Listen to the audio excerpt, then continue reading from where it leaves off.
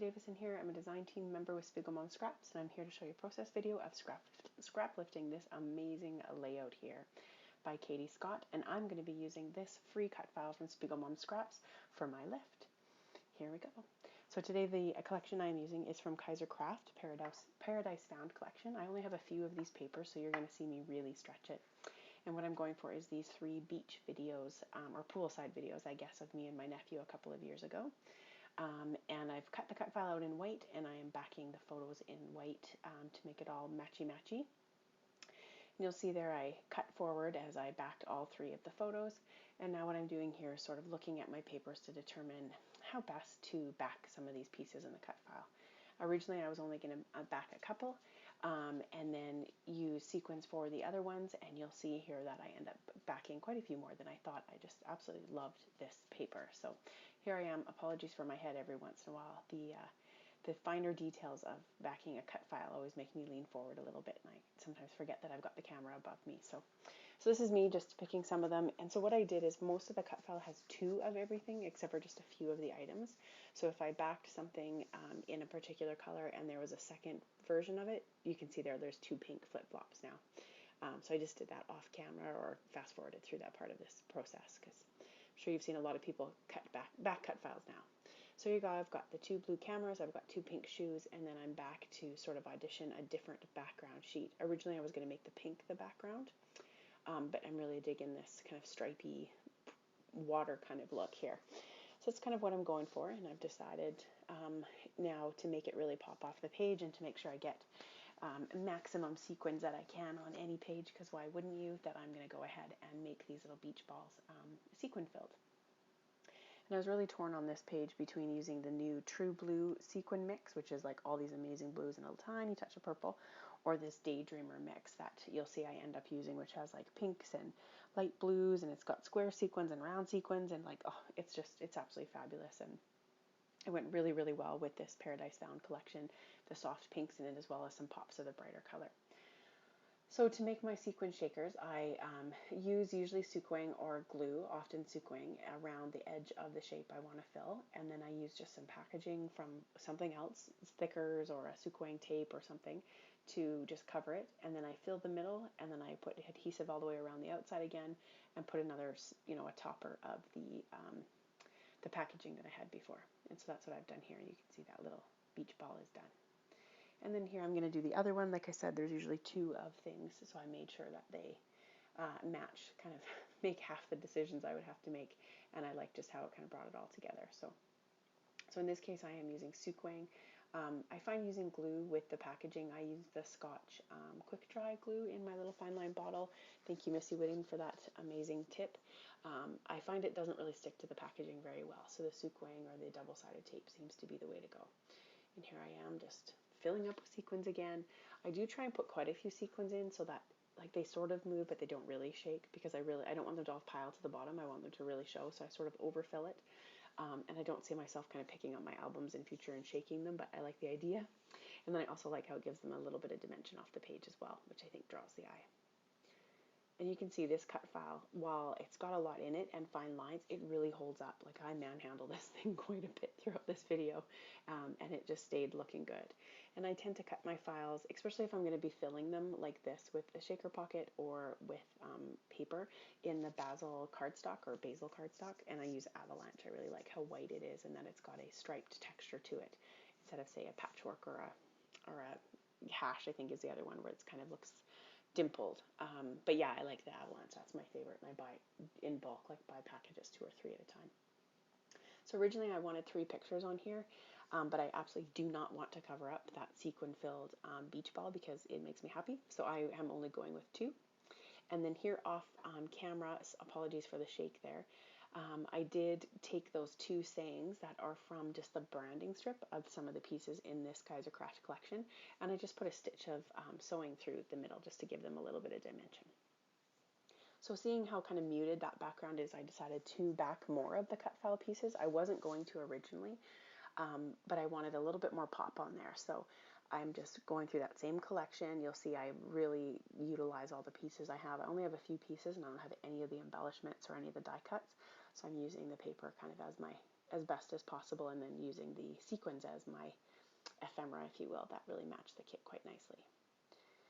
And then I've already backed my photos in just that same kind of blue chevron that matches the cameras and the cut file, but I want a little more pop there, so I just cut a piece that's just a little bit bigger of that kind of tropical floral pattern, which is really bright, but just pop it out a little because I'm really digging the muted colors of this collection because they match that sequin mix so well.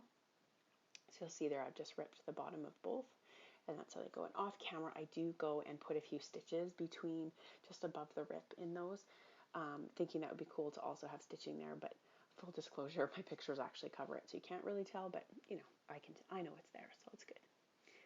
And there's me just putting those together. And that picture of the pool there, it's a selfie of me, but my nephew is swimming in the background, and then there's a selfie of us on the pool side. We go to my mom's house in Connecticut, and it was like 90 degrees Fahrenheit, or for those of us in Canada here, like 27, 30 degrees, and we were just outside at the pool from morning till night. I think we came in to eat once. Sometimes we'd eat right beside the pool, so we spent a lot of time there. So this is where I'm going. I pretty much have it set up, and now I'm into going through and figuring out how to sort of embellish it. Again, I don't have the things from the kit collection, which always makes it way easier, but I do love, sort of when I don't, the challenge of using the stuff that's in my stash. So another shout out to Missy Whidden here. I have gone into my string stash and pulled out two of the colors that match the kit. That's kind of that's a teal color that I just put there, and this next one's sort of a purple navy, but the color makes it look really dark, or green, but it is a purpley navy. I really like how the background on my mat looks behind that, so I decide to mat the entire layout just to give it a little bit more pop. I cut down that big piece. Oh, I auditioned that little heart, the heart on top of the back of that palm frond there about 3 times while I was doing this page, but it never worked. But it was such a good piece of paper, I wanted to use it. So this is me just roughing up the edges, again, giving a little dimension. I'm going to do that to this piece of paper as well, which I've cut down by just like a 1/4 inch on 2 of the sides that are adjacent to each other, just to make the square smaller. And so I've roughed that up. I've also taken my scissors and sort of cut a little messy rip into it, which I roughed up as well. And then this is Mysterious Teal that I'm using here, which is Basil cardstock, and it is my absolute signature color ever. So I always cut out the middle because I use it on everything. So I always make sure I can keep that little bit. And then that's always nice too, to use that piece that you cut to back any photos that you might have on the same layout or in the future. So now I'm going to just rough up those edges to give it even more of a sort of rough look.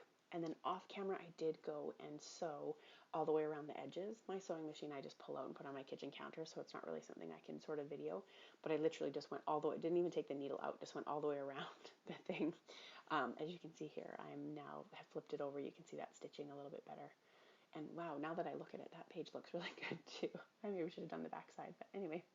And then I just use my tape to just hold down the extra, like the 2 pieces of string, the bobbin and the needle string that come out, just so I don't have to make a knot or sew them or anything.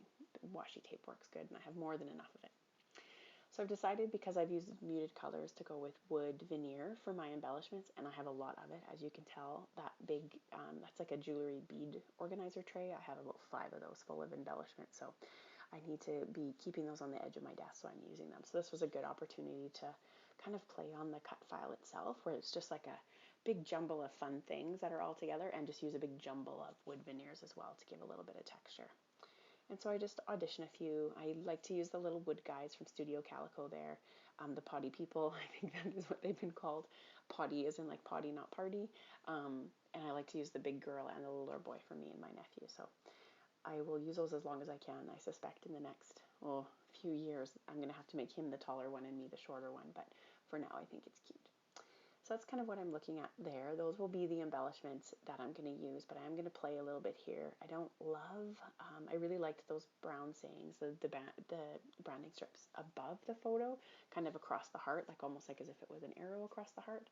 So I'm not, they don't stay there because I don't mind it like that, but it's definitely not what I'm going for. But I definitely know that my cut file is going to stay there, so I just start to put that down. It's not going to move. All the stuff on top of it is, so I might as well get that secured.